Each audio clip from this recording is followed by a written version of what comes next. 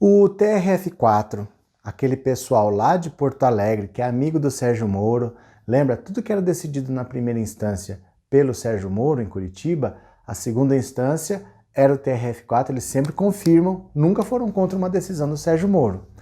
Eles acabaram de decidir que os bens da dona Marisa Letícia continuam bloqueados.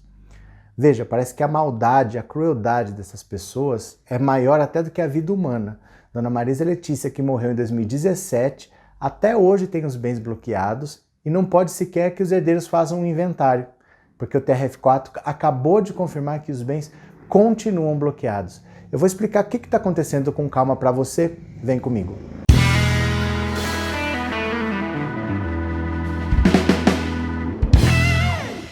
Olá, meus amigos, tudo bem com vocês? Que bom que vocês voltaram. Se é a sua primeira vez, seja muito bem-vindo, muito bem-vinda. Meu nome é Roberto Cardoso. Eu tô aqui todos os dias produzindo vídeo para você, trazendo conteúdo novo. Todos os dias tem live, às 10 da manhã. De manhã é só de domingo que não tem, 10 horas da manhã. Mas de noite todos os dias tem às 19 horas. Venha para participar que você é convidado. E eu só te peço para você se inscrever no canal. Tá? É muito rápido, você dá um cliquezinho, você vai ajudar demais a gente trabalhar, tá bom? Se você puder fazer isso agora, você já se inscreve. Posso contar com você? Se inscreve no canal. Tá? Se você quiser contribuir com o canal, você pode contribuir a partir de R$ 7,99 por mês e o seu nome ainda aparece no final do vídeo de agradecimento. Tá bom? Então, olha, o Lula tinha um certo dinheiro em sociedade com a dona Marisa Letícia que estava numa conta lá no banco. É um dinheiro que está no banco, tá? Um dinheiro que não tinha nada demais.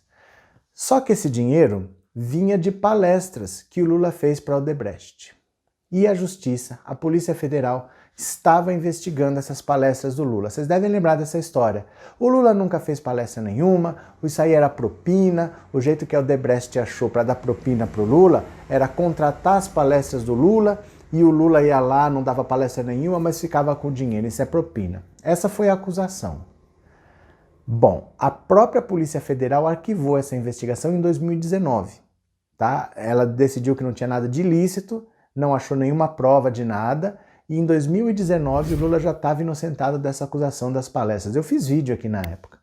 O próprio Marcelo Odebrecht veio para dizer que sim, que as palestras aconteceram e que foram muito boas para a Odebrecht. Deixa eu te explicar como é que era isso.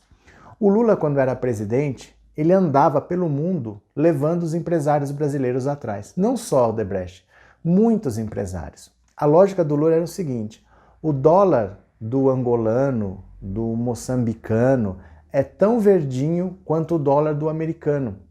Então não tem problema, se todo mundo quer o dólar do americano, eu vou aqui nesses outros países e vou ganhar dólar do mesmo jeito.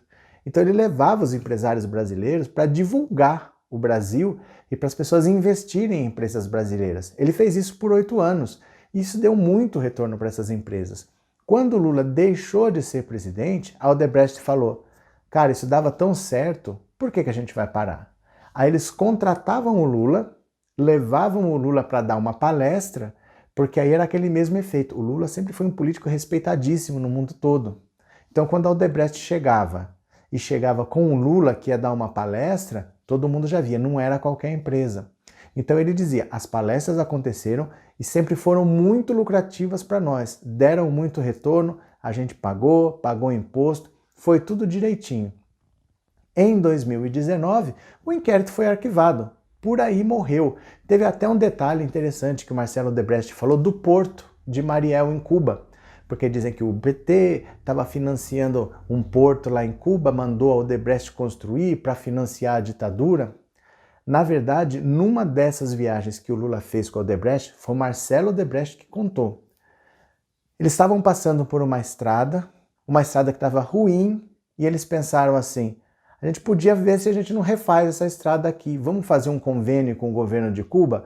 Foram lá falar com o governo de Cuba e acertaram para reformar aquela estrada. Voltaram para o Brasil. Quando a Odebrecht foi lá para fazer a obra, tinha acabado de ter um furacão. E o furacão destruiu um monte de casas. Aí eles chegaram e falaram: olha, agora nossa prioridade não é mais estrada. Infelizmente mudou, a gente precisa de casas. Você constrói casas para a gente? Aí eles falaram assim: olha, eu acho que casa para o nosso tipo de construtora a gente faz hidrelétrica, a gente faz obra gigantesca. Eu não tenho um cara para colocar papel de parede, eu não tenho um pintor para pintar, não tenho um gesseiro. Né? Que tal a gente fazer o porto? Ele, Marcelo Odebrecht, sugeriu fazer o porto, não foi o Lula. Ele, Marcelo Odebrecht, sugeriu reformar o porto, porque era o tipo de obra que a empresa dele tinha porte para fazer. E aí eles reformaram o porto lá em Cuba. Não foi sugestão do Lula. Não tem nada disso de o PT estar financiando.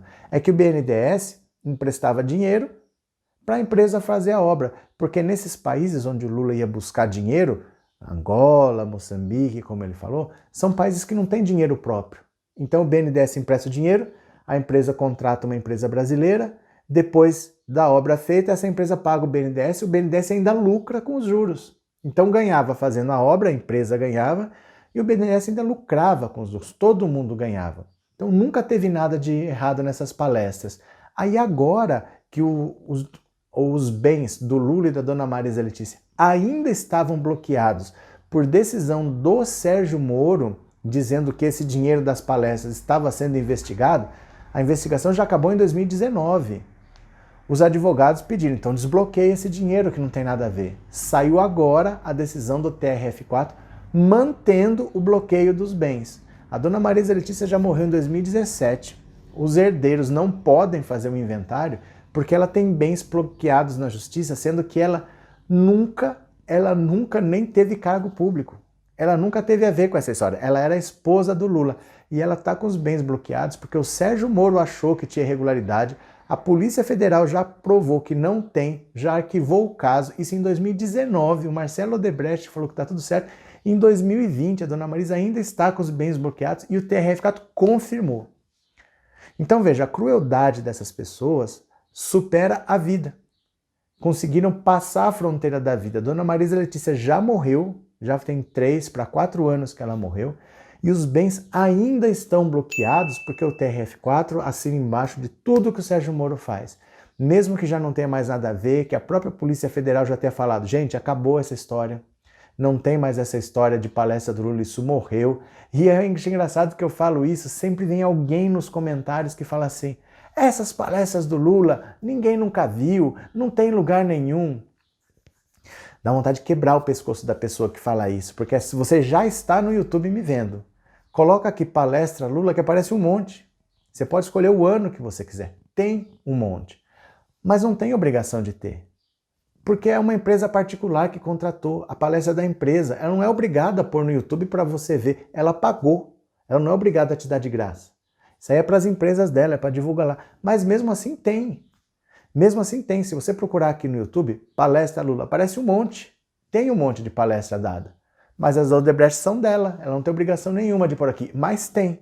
Mesmo assim tem. Mas agora o TRF4 diz que não. Que os bens da dona Marisa Letícia continuam bloqueados porque numa eventual necessidade de ressarcir a Petrobras, vão usar esses bens. E a gente para pensar. Que justiça é essa que se vinga das pessoas a esse ponto, né, de ter uma decisão que supera até a vida? A pessoa já faleceu, já não tem mais nada a ver com isso, o inquérito já acabou, já não tem mais investigação desde o ano passado e os bens ainda continuam atrelados.